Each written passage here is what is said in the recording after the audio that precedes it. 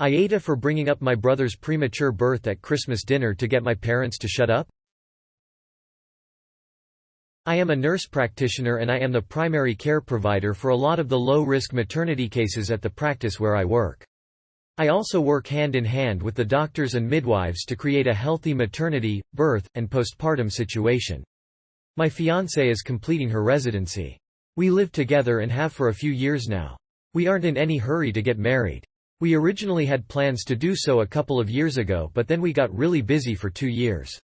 It is driving my very religious parents crazy that their youngest son is living in sin.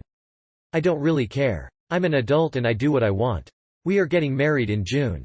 So we are visiting my parents for Christmas. The way it came together this year, everyone is at my parents' house. So that's my folks, my 3 siblings, myself and fiancé, and 7 grandchildren. So 17 people. At dinner my mom starts going on about how she is so glad that we are finally getting married and she won't be embarrassed at church anymore.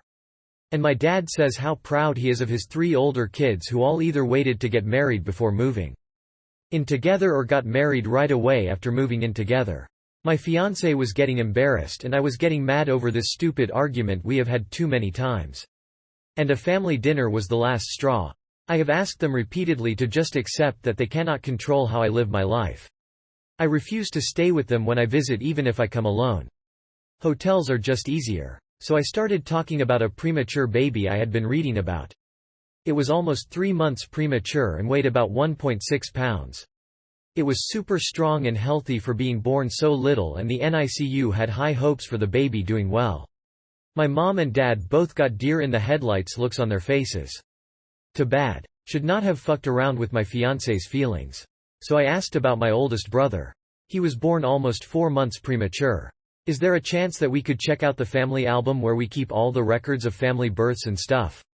I already know my brother was over 9 pounds and almost 23 long when he was born. My grandmother told me all about it the first time my parents tried to shame me. The subject gets changed very fast. After supper my parents told me that I should not try to embarrass them with private things that are not my concern.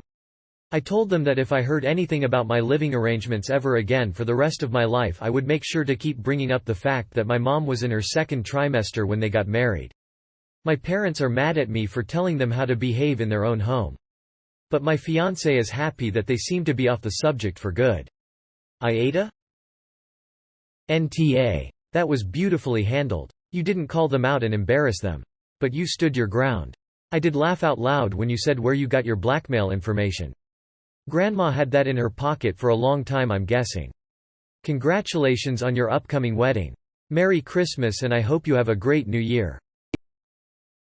NTA. My Grammy used to say, the first baby, after marriage, can come anytime, the second one always takes 9 months.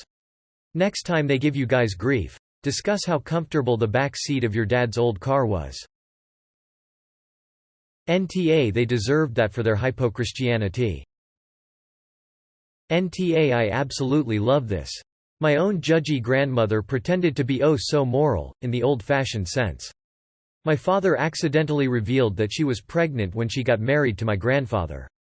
That was incorrect, she wasn't pregnant at all. My oldest uncle was about 7 months old when they got married, LMAO. And why they couldn't get married sooner? My grandfather had to get divorced from his first wife first. It's often the people with most things to hide who enjoy judging others for things that are none of their business.